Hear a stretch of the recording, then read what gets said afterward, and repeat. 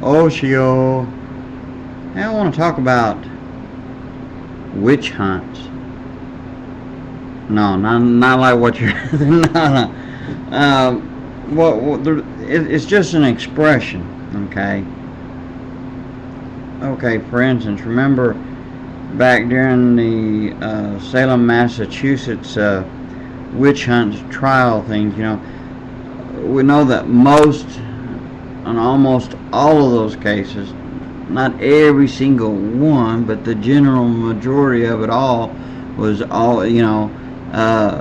generally people who was just looking for something because they hated somebody and they was looking for an excuse, and some got so caught away in it who didn't have no motive against anybody as far as one particular person, right?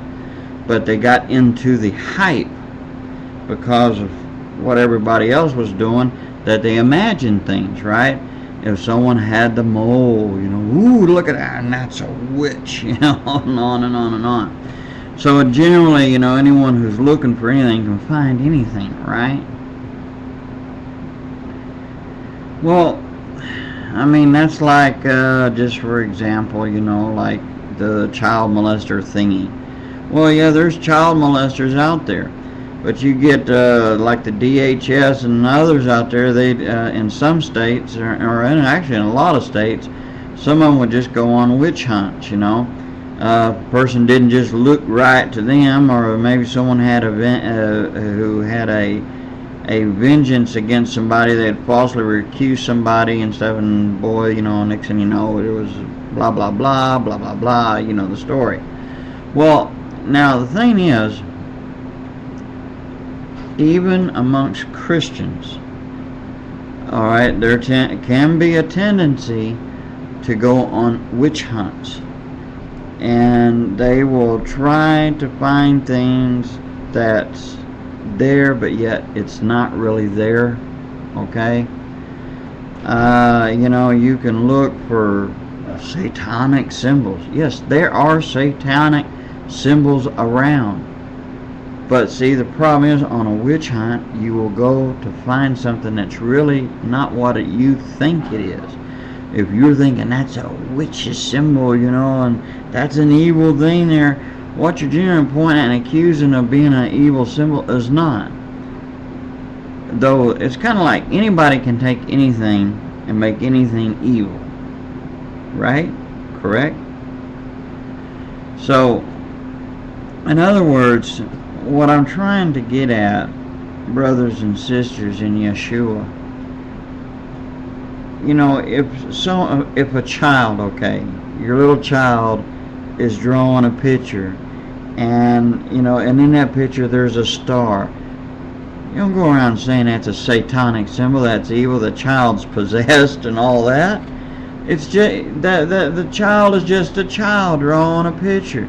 And you can't go around. I mean, what if you looked up at the sky and maybe just the way the light displayed or something, you say, satanic symbol. I know that there are satanic symbols out there. Trust me, I know this. But the thing is, what I'm trying to get at is, brothers and sisters, you don't want to get in a hype, because you can start, in one way, figuratively speaking, you can be burning people at the stake if you're not careful. A person's supposed to use righteous judgment.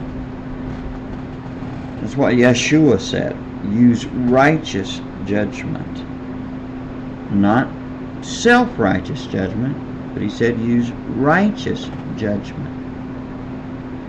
You have to use good sense, and you don't want to be jumping at every little thing. Like I said, there are evil things out there, and but a lot of times people will find things that's evil in every little thing, when there is not. But, you know, when you're looking for something, I mean, it's like, okay, for example, if a person who believes in UFOs and the alien extraterrestrial life forms and stuff, and they're looking around, eventually they're going to find one.